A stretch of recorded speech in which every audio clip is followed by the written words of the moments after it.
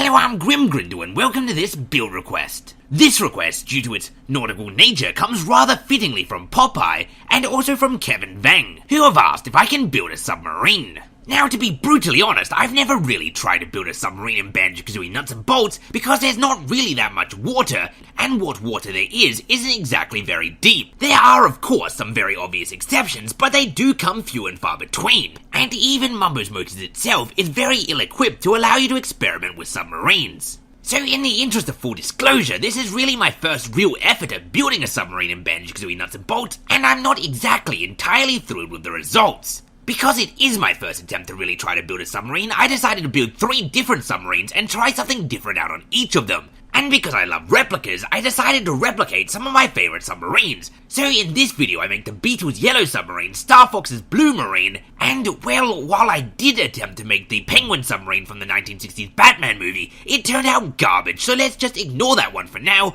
and maybe I'll revisit it at another time. So firstly, the Yellow Submarine. With the Yellow Submarine, I was trying to fulfill Popeye's request of having it be able to lock in position.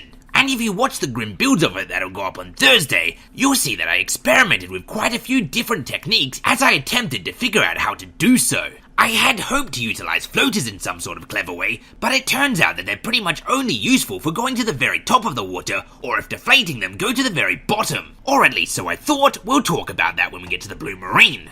In the end, I ended up just placing one small propeller facing downwards, powered by engines, which will allow you to lock your submarine in position when holding down both triggers. I then experimented with the weight and power of the vehicle quite a lot in an attempt to make it both sink very easily as submarines should, stay in the water pretty darn well, and not too easily fly without the assistance of the lower gravity provided by water.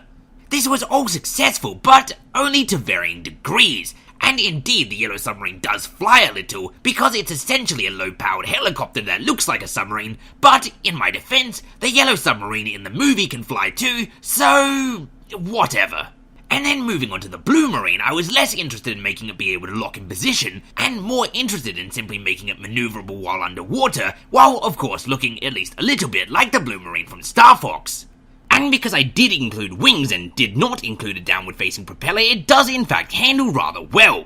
Although, because I didn't include a downward-facing propeller, it doesn't lock in position. Despite this, it's very fun to pilot, and probably more enjoyable than the Yellow Submarine, even if it is slightly less functional. At this point, you're probably thinking, hang on Grim, that vehicle too looks like it can probably function outside of water, and well, you're most certainly correct. It is practically just a low-powered, rather heavy plane, just as the Yellow Submarine is practically just a low-powered, rather heavy helicopter. Although it is weighted rather well, and also it seems that if you do put floaters in it, it becomes more of a boat in the game for some reason, and its interaction with the water becomes slightly different. This is to say that it has a lot more trouble getting out of the water, as if it's magnetized to the top of it. It's not impossible to make it fly, but it is very difficult, and if it does, it only stays airborne for a little while. I would say that as far as planes and submarines go, the Blue Marine is a far more successful submarine than it is a plane. But it does seem true that if you want a functional submarine, it basically does have to be a plane or a helicopter that's underwater. Which may very well lead you to protest,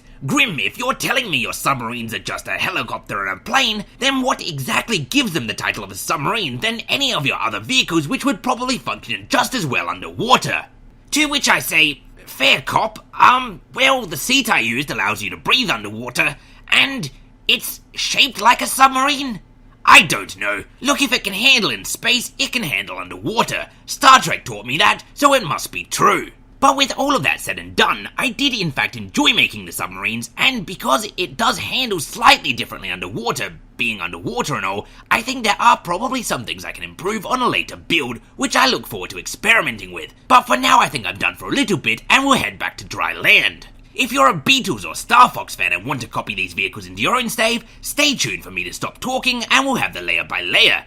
And as always, thanks for watching, and until next time, I have been and still am Grim Grindle.